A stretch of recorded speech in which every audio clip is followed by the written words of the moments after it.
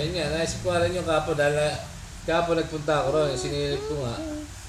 Eh, pagkakako, tinaas ang bubong nito. Malaki yun. Yung bahay niya ni Marlon ba? Alin bahay? Alin bahay?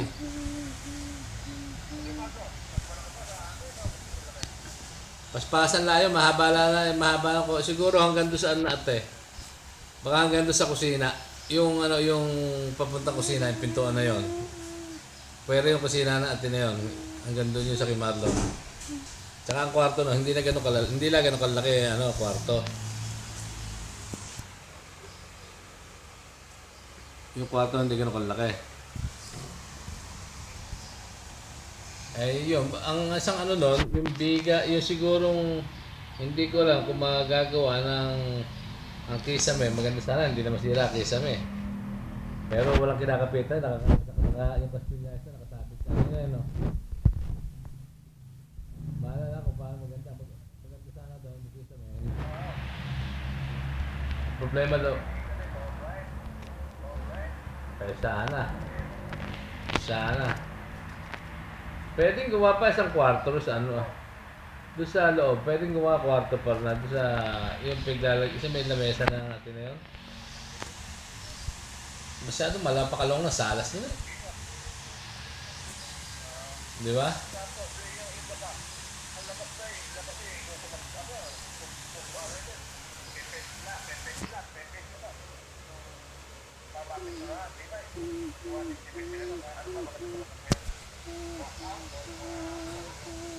Sa terrace ba?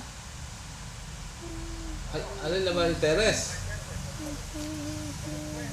Hindi na uso balostre ngayon. Ang uso yun dito, mga stainless na tubo, tapos yun, salamin yung ibaba. Salamin ng tagdir, medyo may lasal-lasal, pero napakaganda nun. Dahil nakaangat yung bahay na yun eh. Yung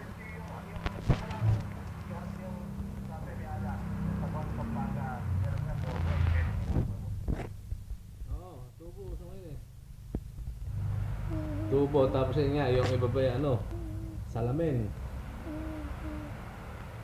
Napakayabang ng bahay basta na sunod ang gusto ng bahay na yun.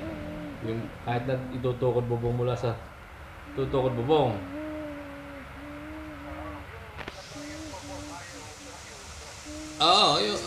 Mababago talaga yun. Mababago. Kasi ngayon, kaya walang kabista-bista yun. Tapan-tapa bubong hindi makakita. Ang bahay ngayon, kailangan bubong nakikita, nakaangat. Yung tanaw mo itaas.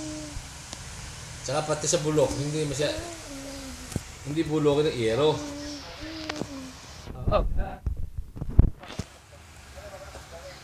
Ang flooring yun dito, hindi na uso tiles, granite na. Granite, malaki-laki yun. Pwede din matalis na ha? Ay, tsak na yun basta pinatalis mo mga lahat. Kwarto, baka matatlong yung puwasok ko. Matatlong isandaan sa bubong. Lagay mo na isandaan sa bubong, ha? Baka kapos isandaan sa bubong nun. Ay, leport sa iba pa. Ay, laki ng bahay kung tatalis lahat, o ano. Yun ang sa bahay na yun. May bintana.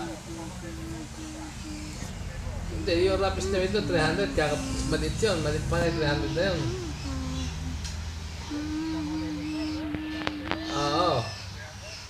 Oo, pero si pare natin kasi nagpagawa na isang kwarto, islab eh. Inabot ng kulang kalahati milyon eh. Isang kwarto lang yun, nakahanger. Kasi ginawa garage sa ilalim. Kaya naman puro bosa yung biniling gamit doon. Pati mga shower niya eh. CR niya, 60,000 eh. Yung inano sa CR niya eh. Pati yung kanya yung mga faucet na yan, 12,000 ang bill eh. Shower, gano'n. Ano doon, Germany doon, may-ari nun. Ang gumawa, kalmo to, tatagay. Malaki yun. Talagang malaki ang ubusin doon.